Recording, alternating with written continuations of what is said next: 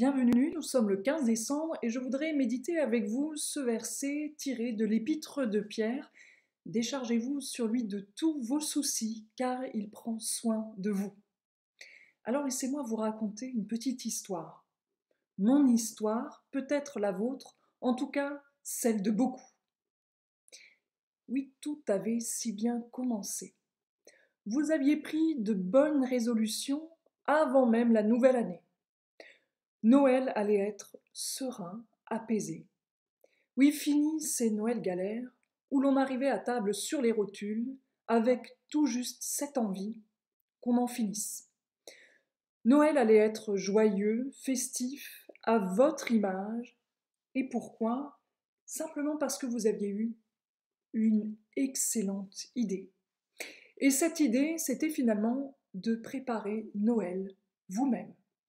Cette année, ce serait votre salle à manger, vos invités, votre menu, vos petits gâteaux, vos remarques politiques de fin de soirée, vos blagues plus ou moins drôles. Bref, cette année, Noël allait enfin ressembler à l'idée que vous vous faisiez de Noël.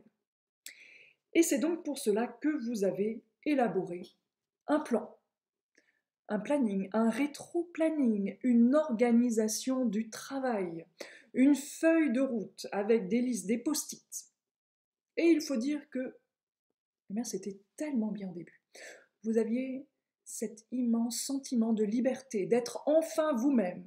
Et alors, tel un virtuose, vous avez managé cadeaux et grelots, boulot et dodo.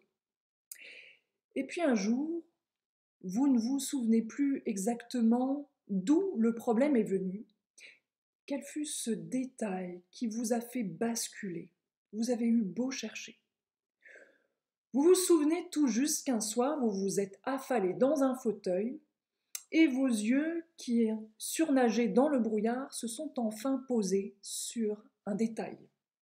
Ils se sont posés sur cette petite crèche qui trônait là sous votre sympa. Et le petit Jésus, les bras grands ouverts, semblait vous sourire. Sourire que vous avez pris d'abord pour une provocation. Oui, lui, du fond de sa mangeoire, il pouvait bien sourire, parce que d'ailleurs il n'avait que ça à faire. Vous étiez déjà prêt à repartir, que là, impossible de vous lever. Vos jambes étaient chargées de tous ces kilomètres parcourus, vos bras chargés de tous ces paquets portés, sans parler de votre cœur, immensément chargé. Et là, dans la pénombre de votre salon, une, puis deux, puis trois grosses larmes sont venues mouiller la petite étable en bois. Et c'est là, enfin, le nez sur les santons, que vous avez compris. Dieu ne vous demandait pas de faire de Noël une soirée sélecte, façon relais château. Oui, vous aviez souhaité devenir aussi brillante que l'étoile de Noël au-dessus de la crèche, et vous finissiez là, tel un pétard mouillé, mouillé de larmes. Alors regardez tout de même ce décalage. Oui, lui, il était born in, et vous, vous étiez tout juste burn out. Comme quoi, une petite lettre, ça fait toute la différence. Mais c'est parfois quand les choses commencent enfin à craquer que l'on aperçoit une brèche, par laquelle la lumière peut enfin se glisser. Et cette lumière, elle s'est faufilée. Et enfin, vous avez vu l'essentiel. Jésus avait voyagé léger pour venir jusqu'à vous.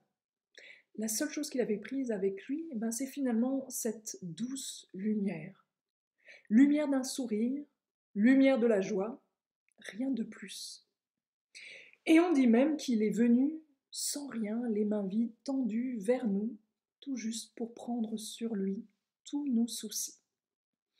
Alors ce soir-là, dans votre salon, vous avez vécu quelque chose de l'ordre de la conversion. Vous avez compris que vous pouviez vous décharger sur lui de tous vos soucis, simplement parce qu'il voulait prendre soin de vous. Vous avez vécu ce qu'un réformateur un jour a appelé le doux et joyeux échange. Vous vous êtes déchargé sur lui de tous vos traits d'orgueil, de colère, de vos gloires éphémères.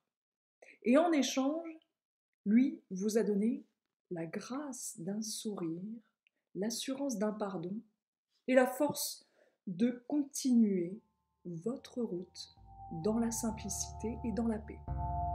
Ainsi, il ne me reste plus qu'à vous souhaiter une bonne route vers Noël.